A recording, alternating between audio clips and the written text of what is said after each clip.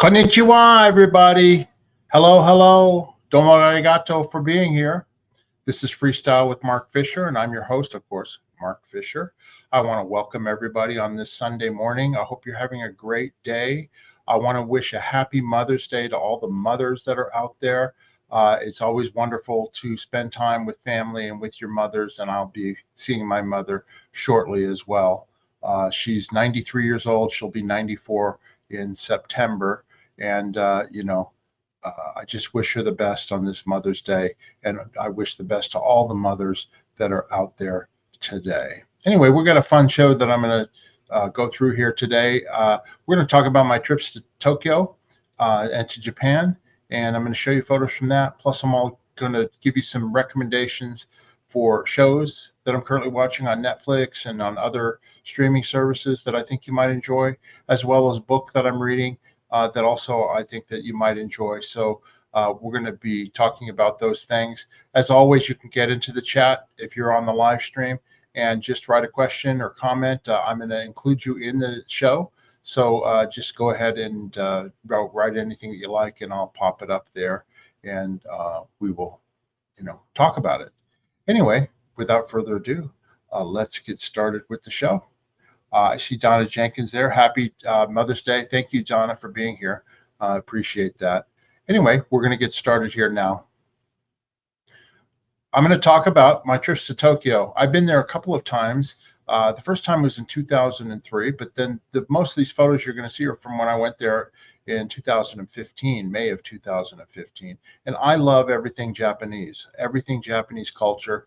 I just love it. I was talking last week about the television show Shogun on FX and Hulu, and Shogun is my favorite book of all time. So anything about Japanese culture, I love. Now, one of the things I wanted to mention is that I'm not so crazy about the weather in Japan. I was actually pretty surprised. It gets really cold in the wintertime, of course, and it snows. But in the summertime, it gets really hot and humid. And so it's difficult to move around because it's very hot. But in the springtime, which is when I went in May, it actually was very enjoyable and very pleasant. And there was no problem. So you just have to pick your time as to when you want to go there and when you want to see Japan. So without further ado, let's get started. This is Tokyo from above. I took this photo from the Tokyo Tower. It's a huge city. I think it's the largest city in the world. And with it being so large, it's amazing how clean it is. It is clean. The people dress nice, and you feel safe anywhere you go on there. With all that huge density of people, they have fantastic mass transit. So you can move around the city on the subway system all over town and get there very quickly and efficiently. This is me there waiting to go down to the subway station and the train. And hi, Beyond Jehovah's Witness. Hello. Thank you so much for being here. And Donna Jenkins, I wanted to mention that too. Happy Mother's Day to your mother and Janice, Terry, and Aaron. Thank you so much, Donna. Anyway, in order to use the subway system, the one thing that's a little drawback if you speak English is that Japan, most people do not speak English in Japan, and they don't have a lot of signs in English. However, there is possible to get a subway map in English and figure out your way in terms of what lines you want to take where. But you can get across town very quickly and very efficiently in Japan. And I had a friend who used to live there. She actually was my business partner for several years, and she used to live there when she was a teenager. So she was able to instruct me as to where to go and how to go on the subway lines, and I really appreciated it. The first thing I did, of course, when I got to Tokyo is I took the double-decker bus tour that I've talked about on my channel before. This is the famous Tokyo Tower. At night, my flight from the United States arrived around 4 o'clock in the afternoon, and then I took a train to my hotel, checked in, and I, of course, was going to be jet lagged, so I went ahead and took the double-decker double-decker bus tour at night, which was actually pretty spectacular to see that. And this is when I was on the tour. That's a bridge going across to an island just outside of Tokyo. And here I am in one of the trains. So this is one of the subway trains. that you take everywhere. They're incredibly clean, incredibly efficient. One of the things I wanted to mention about the Japanese people is that they're so polite. They actually line up to get on the escalator. There's no pushing and shoving. They line up to get on the subway cars. No pushing or shoving. Not like other countries and or even here in the United States. Oh, here he is.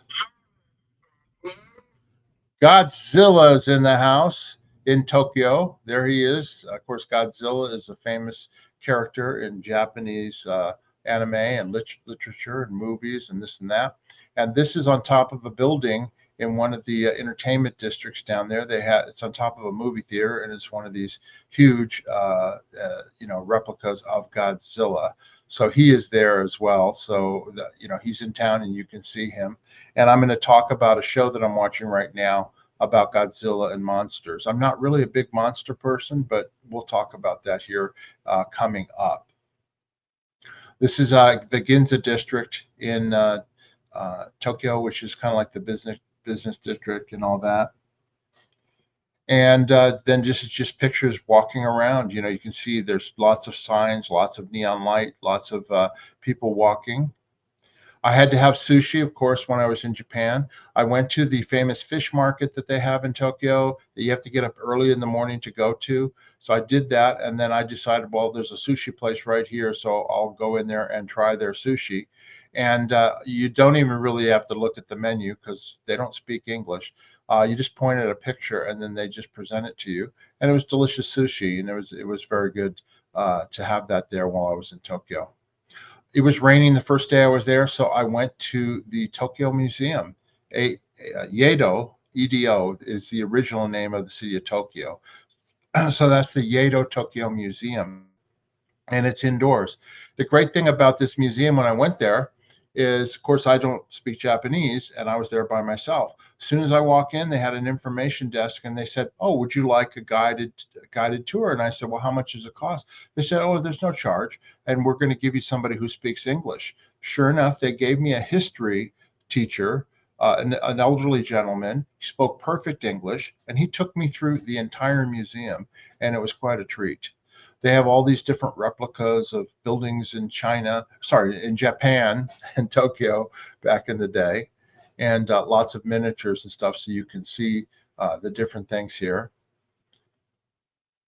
And this is all inside the Tokyo Museum, and I just took pictures here of the different costumes and very rich history in Japan.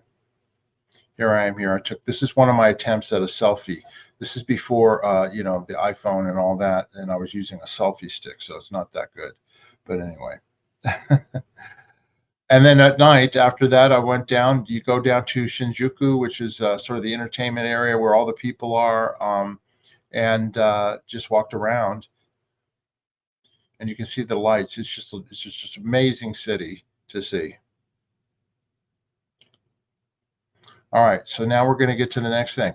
I watched the show Anthony Bourdain. I don't know if anybody saw it with No Reservations. Anthony Bourdain was the New York chef who became famous by writing a book called No Reservations, and then he had a television show first on the Travel Channel and then later on CNN, where he traveled all over the world, ate food, and basically visited different places. So I was a big fan of that show. And one of the things that he mentioned about in Tokyo was a thing called the Robot Show.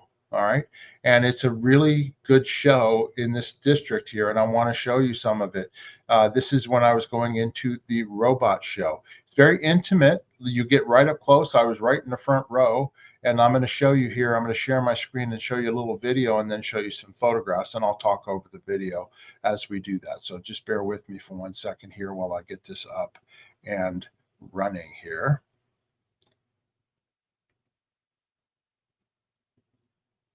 Hold on 1 second here. All right, I hope you can see this.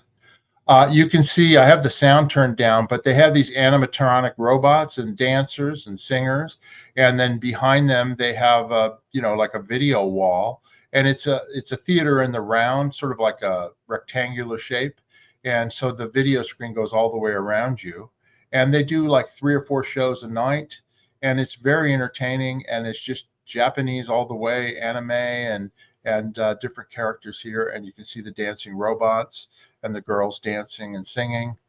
Don't understand anything that they're saying, but it's really, really cool and really, really entertaining.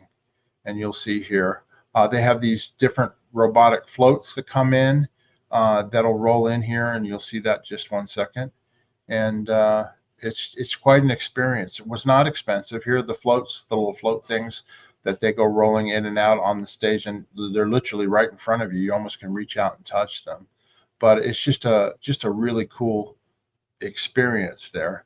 And that is the robot show. Let me go back here and stop sharing my screen. The robot show in Japan.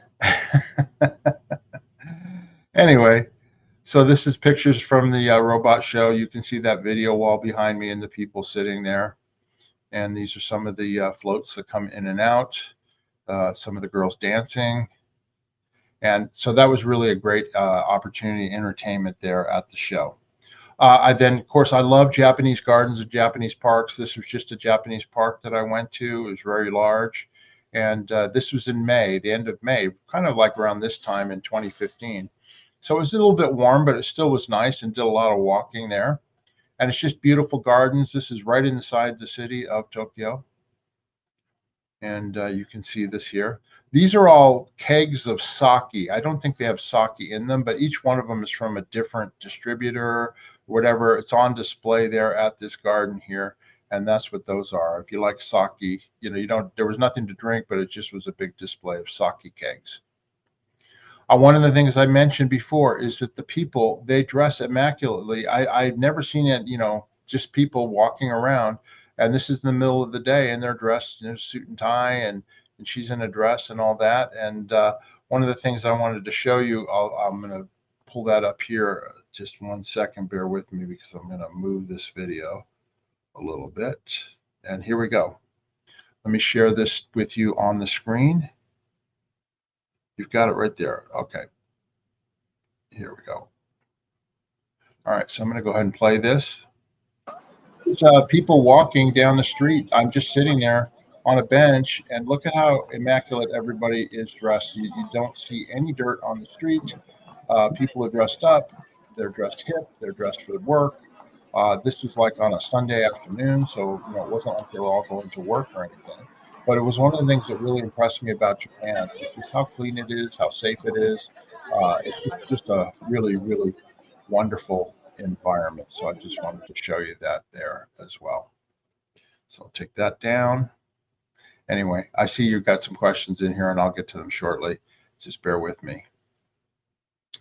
I went to an area. There's an area of Tokyo that I think it's called Harajuku. And they have lots of different shops and places you can eat and all that. But Gwen Stefani sang a song with the Harajuku girls, and they dress up in this kind of funky fashion and costumes and everything like that. And this was a girl out in front of a candy store. This is another girl. She was a Harajuku girl, and this is the way they dress up. And she was there, and she was taking photographs with tourists. And it was kind of a cool experience. Watching this walking street with there's lots of people dressed up in that fashion. Crepes, they have crepes is a big deal in Tokyo, and they have all these delicious crepes. You can get them any of those. One of the great things about Asia is that they have like almost rubber replicas of what the food is on display in the windows, and literally any one of those you can point to it, and they will produce it, in real life to look like what you see there. And it makes it really easy to if you don't speak the language, to pick out what you want to eat, or what you want them to make for you. So I just wanted to share that with y'all. And then this is in the middle of Tokyo again. This is another Japanese garden. It's a big one. I love Japanese gardens. There's a lake here. You can see it, and it's just beautiful. They have the trees sort of cut like in the bonsai fashion. Beautiful flowers. I went to a restaurant, of course, where you can do this in the United States too, but where you order your meat and vegetables, and you cook it right there on your table yourself. And so that's what this is here. This is in 2003. This is me down in the subway station when I went there for the first time. And that's me in front of the Tokyo, what remains of the Tokyo Emperor's Palace. Emperor's Palace has got a huge moat around it. And it's right in the middle of Tokyo by the Tokyo railway station. And this is in that same garden area there. And again, this is in 2003. And that's me up on top of the Tokyo Tower that I showed you earlier, where you get a panoramic view of the entire city. And so that's basically my trip to Tokyo in 2015. I went another time through Japan, and I went to Osaka, and then I went to Kyoto, which is the ancient capital of Japan. And I did a quick whirlwind sort of tour on one day, just running through all the different shrines and everything. I just couldn't find the photographs to share them. But one thing that I experienced while I was there was an earthquake, literally sitting in the dining room for breakfast one day, and all of a sudden everything starts to shake. And it's a common occurrence, as some people know, in Japan, that they have earthquakes quite often. And, everybody's kind of just looked at, oh, here's another earthquake, and they kept on moving and kept on doing what they were doing. So it was pretty interesting to watch that and experience that at that time. All right, we're going to move on to our next section here. Let me go ahead and pull up. I've got a couple questions here first. Let's see here. Where we got? This is from Beyond Jehovah's Witnesses. What will you do with your mom today? I'm going to go and see her shortly, and I've got some cards from myself and my brother, and I will be seeing her and checking up and see how she's doing. So we'll have a good day. I hope all the mothers out there are going to have a good day today for Mother's Day. And then also Beyond Jehovah's Witnesses question, what year did you go to Japan? Were you able to avoid the expensive side of Japan? Yeah, I went in 2015. And at that time, I think it was like 110 yen to the dollar. So it was pretty close. Now I think the dollar is much stronger. So you actually get more for your money. But I didn't find it terribly expensive. Europe was much more expensive when I went to Paris, France. My hotel room was not that expensive in Japan. It was very small, which was fine with me. The best thing about the hotel room, though, it was the Japanese toilet. I hate to say it, but you fall in love with the Japanese toilets when you go over there. I would love someday to put one in my house here, but they're about $4,000 or $5,000 for the toilets, and they basically do everything for you. You don't have to worry about a thing. They're heated seats. They light up. You sit on them, do your business, and then they take care of the rest, and it's quite something. So anyway, that's a funny thing. But I didn't find it terribly expensive there when I was in Japan, and I think it's even better now. I think the dollar's stronger now against the yen than it was at that time. And then let me see here. I've got another question again from Beyond Jehovah's Witness question. Has your mom visited Japan with you? No, my mother is not able to travel. She's never been well, she went to Japan. I have to take that back. She actually went to Japan before I did. She went before I was born. My dad was stationed in Japan, and in 1956, my mother had my sister Betsy in the United States in Delaware, and then she had to get on a military transport plane and bring my sister Betsy as an infant on a military transport plane from Delaware in 1956 all the way across the United States and then all the way over to Japan. And my mother tells funny stories about that because basically military transport plane is not an airliner. You're basically sitting in a seat and it's very loud. And of course, in those days, a lot of it were propeller planes. And so you're stopping quite a bit. And she's dealing with an infant going over to Japan. But once she got there, my dad had, rented like a little house there near the Navy base where he was stationed. And he was able to hire a Japanese nurse maid to take care of the house and also help my mom as a nanny for my sister Betsy. So she has been to Japan before. Thank you for that question, Beyond Jehovah's Witness. And one other question here. Are there good Japanese restaurants in Las Vegas? Absolutely. I think there's better sushi here, to be honest with you. And as a matter of fact, I've heard from people from Japan that when they come to the United States, and particularly Las Vegas, they love to eat at the Japanese restaurants and the sushi places here because it's much less expensive than it is in Japan. And that is one thing I forgot to mention. It is expensive to eat sushi in Japan. That's expensive for sure. But over here, it's not expensive at all. And there's some really excellent sushi places here in Las Vegas. There's places where you can go all you can eat sushi. You can order anything on the menu for all you can eat. It used to be about $26 to do it. I think it's a little bit more now with inflation, but you can go in there and eat all the sushi that you want, and they'll just keep putting it there, whatever you want. The only caveat is you have to eat the rice that, with the sushi, and that you can't, if you leave any on your plate, they charge you back for it. So you got to make sure that you clean your plate. And that's one thing that you could do here in Las Vegas. And I want to mention one other thing too about Japanese food. It used to be Mexican food was my number one favorite foreign food, but no, Japanese food is number one for me now. Mexican's number two. I love everything about just the cleanliness of the food, the way it's presented to you, the flavors. Not even just sushi. Any of the noodles and the soups. The yakitori, the meats, anything like that. It's really, really delicious. Very simple. That's one thing that's great about Japanese culture is they're very much into simplicity, but the flavors are really great. Their beer is good as well. If you like the beer, it's got a little bit more of a stronger taste, I think, than American beer.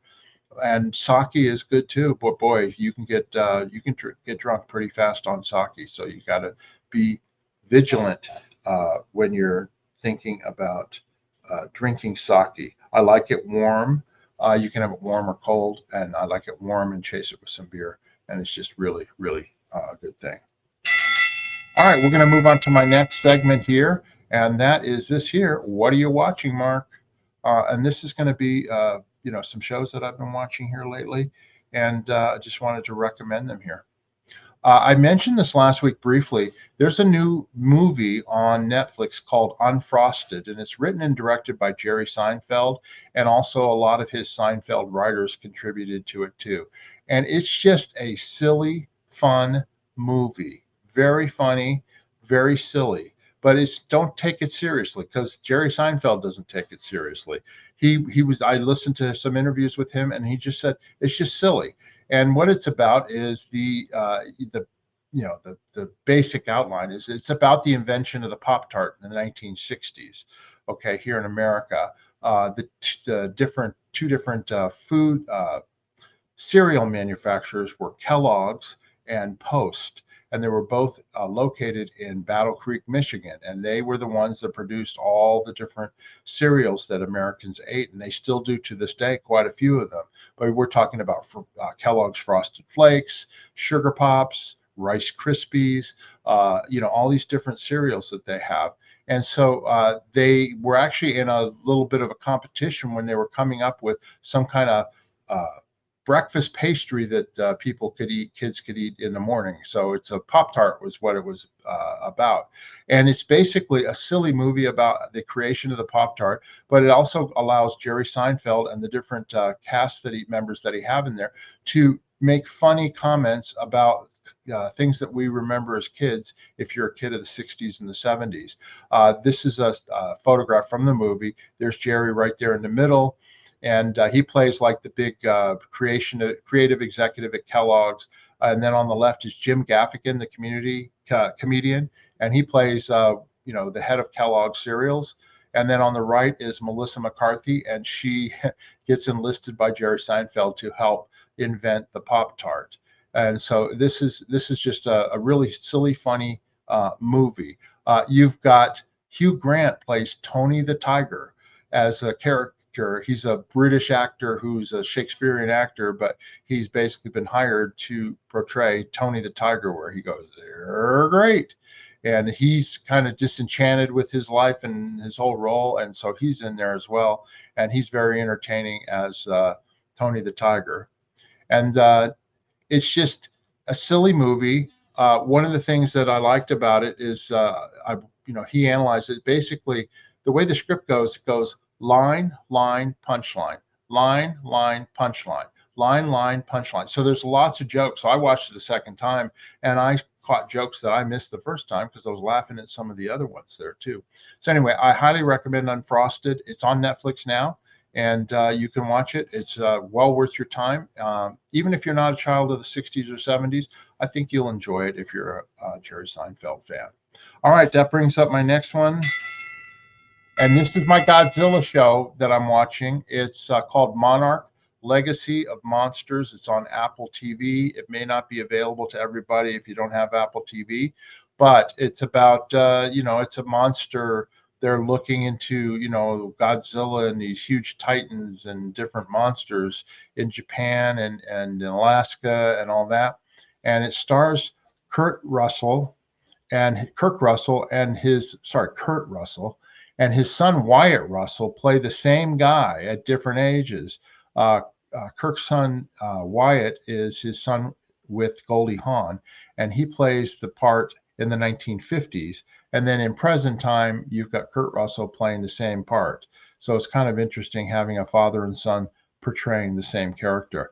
But the main reason why I wanted to watch this is because I love Shogun, and the main character in the show, Monarch Legacy of Monsters, is Anna Sawai, who played Mariko in the Shogun series. So I was like, oh, what else has she done? And then there was this Monarch series. And I said, oh, I'll check it out because I'm not really a monster fan, but I'm a big fan of Anna Sawai. So I went ahead and put it on. I'm about 5 episodes in. If you're into monsters, it's very entertaining. I recommend it. And it's a Monarch Legacy of Monsters. There's big old Godzilla there taking care of a school bus back there in that time period. So anyway, if you've got comments, if you like monster movies or not, write down in the comments down below. I'd love to hear your opinions. And, it's just a fun show that you can watch on Apple TV. And of course, Unfrosted, like I mentioned, is on Netflix. All right, we'll go to the next section here. And that is, what are you reading, Mark? What are you reading? I mentioned in a couple of episodes before that I'm a big fan of Michael Connelly, who writes the Harry Bosch detective novels in Los Angeles. Well, I'm reading this one right now. It's an old one from the 1990s, one of his first novels called The Concrete Blonde. And of course, I listen to the audiobooks and they're being portrayed, but it's a Harry Bosch murder mystery in Los Angeles. And he wrote it in the 1990s. So what's interesting to me, and it's a little, I have to get used to it, is of course, back in the 1990s, they didn't have cell phones. They didn't have, ways to, communicate like we do now. They didn't have the internet. They used typewriters to type things, and they had pagers in order to get a hold of each other. So it's really funny to listen back to a novel that was written 30 years before the more current ones. But it's a good murder mystery. It takes place in Los Angeles where they're hunting down a serial killer, and I'm enjoying it very much. So if you like mysteries, if you like Los Angeles, detective novels, this is a good one. The Concrete Blonde, it's Harry Bosch. It's written by Michael Connelly. Okay. All right. I just wanted to mention here a couple of other things, if you don't mind. If you're interested, Janice, my partner on my other channel, she's got a product called Koala Calm. If you're having trouble sleeping, if you have anxiety, anything like that, this is a magnesium drink that you can use. You put it just a tablespoon or teaspoon in boiling hot water. They have unflavored, and they also have apple cinnamon flavored. And you can just drink it down and right before you go to bed, and it'll help you sleep. It also handles stress. It also handles if you've got achy joints or anything like that. It's just a really good drink. You can actually put the unflavored in orange juice or whatever, however you want to take it. But anyway, it's just something I highly recommend. And you can get that down below. Just go to our merchandise store and you can order Koala Calm, and Janice will send it to you. And it's just really a great product. You also can get the instant CalMag, calcium magnesium, on that merchandise store as well. And then she has a joint formula for all of us old people as we get achy joints and all of that. So I just wanted to mention that as well down below. All right, let me got a couple other questions here from Beyond Jehovah's Witness. I really appreciate you sticking in with me here. Question: did you go to Scientology, Oregon, Tokyo? I did go by it, yeah. And it's it looks like the rest of Tokyo, which is like, glass and chrome and steel and all that. There weren't a lot of people there. But anyway, that's what the deal is with that. And another question, do you buy used books or do you prefer new ones? You know, I used to get I always preferred hardbacks new hardback books. And of course, this is before, I really got into doing audiobooks with Audible. I am an Audible subscriber. So I don't have time to sit and actually read a book in front of me, but I spend a lot of time in the car driving. So I'm a big audiobook fan and I love the performances. And I find that it makes long drives and anything like that go by really quickly. And I listen to an audiobook probably 25 to 30 minutes a day minimum in my car. And that helps me get through the book. And I like the performances and all that. So that's how I do it. But before, I used to have hardback books up until 2010 when I had to move. And then I had all these books that I didn't need anymore. So I went ahead and sold them. And I kept a few that I like. And then sometimes I buy books like Janice's books are not in audio format, so I have those. Another book that was written by Mitch Brisker, I got that hard copy and I read that. But that's how I like to consume my books. And Donna Jenkins says, I have Audible too. Yeah, it's a great service. You know, it's basically like $14, $15 a month. And then you have your choice of all these other books. When you first join, you get like, X number of books for this amount of money.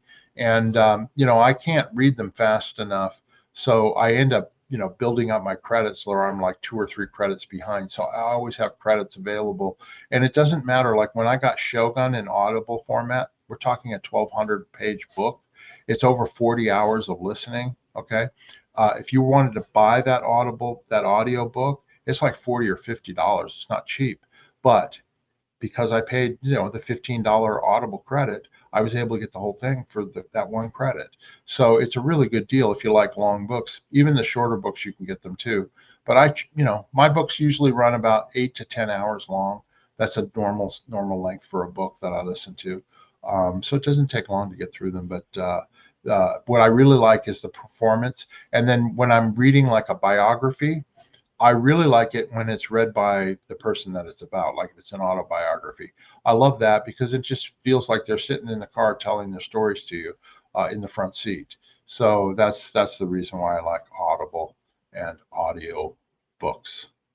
Anyway, we have reached the end. I know this is a short show. I'm going to have a guest. I have a special guest coming in this week. Janice and I have somebody that so a lot of our viewers will know coming over from England. And I'm going to be showing this person around Las Vegas. And we're going to be doing some videos about Las Vegas and his first impressions of Las Vegas because he has not been here before. And so we're going to do that. And I think it'll be a lot of fun and we'll get a lot of content out of it. And so we look forward to that next weekend. I should have a video together with that person. I don't want to reveal who it is just yet, but you'll know when you see the thumbnail who it is.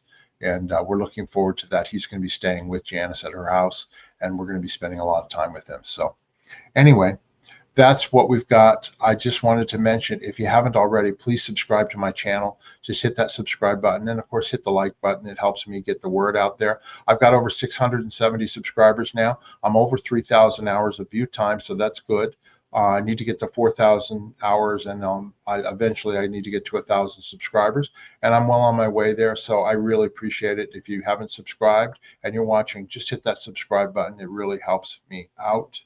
And if you have any questions or comments or anything we talked about here, go ahead down below in the comment section, and I always check those. Okay.